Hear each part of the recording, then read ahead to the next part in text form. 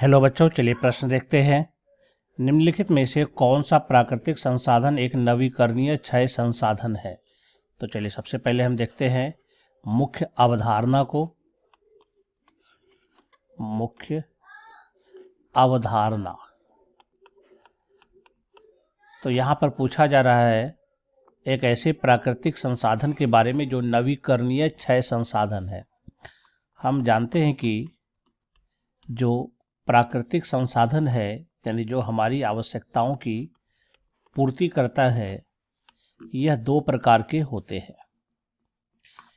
एक होता है अनवीकरणीय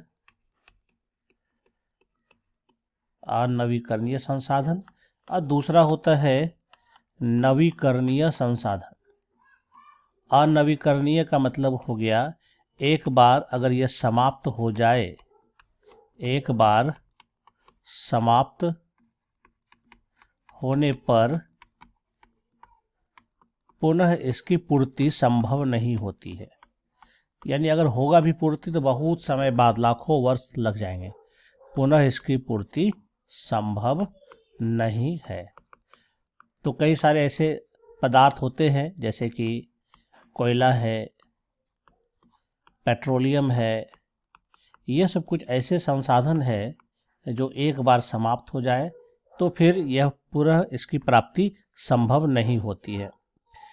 दूसरा होता है नवीकरणीय संसाधन। नवीकरणीय का मतलब होता है जिसकी पुनः प्राप्ति संभव, यानी एक बार अगर समाप्त हो जाए तो पुनः इसकी प्राप्ति संभव है, यानी कि इसकी पुनः प्राप्ति हो सकती है। यानी एक बार अगर समाप्त हो जाए तो हम इसे फिर से तैयार कर सकते हैं और इसे बनने में ज़्यादा समय नहीं लगता है।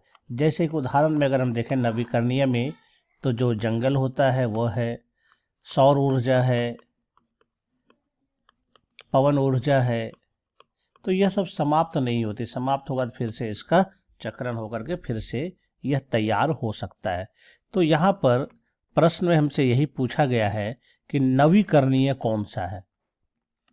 तो नवीकरणीय हम जान चुके कौन है, तो चलिए जानते हैं। विकल्प में पहला कहता है कोयला, तो कोयला नवीकरणीय नहीं है, यह अनवीकरणीय, क्योंकि एक बार जब यह खत्म हो जाता है तो ये फिर तुरंत नहीं बनता, इसके बनने में लाखों वर्ष लगता है, जमीन के अंदर बनता है। उसी तरह से पेट्रोलियम भी अनवीकरणीय संसाधन है, अनवीकरणीय क्षय संसाधन ये भी है।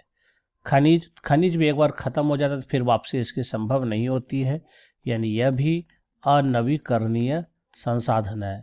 वन जो है हमारा, जंगल जो है, एक बार समाप्त हो जाए तो फिर से हम इसे लगा सकते हैं। ये लगातार बनता रहता है, नष्ट होता है और बनता भी जाता है। तो यह हम कह सकते हैं कि यह जो है हमारा नवीकरणीय क्षय संसाधन है, यह नवीकरणीय क्षय संसाधन। तो इस चारों में से जो हमारा सही विकल्प होगा वो डी नंबर सही उत्तर होगा। आशा करता हूँ आप समझ गए होंगे। धन्यवाद।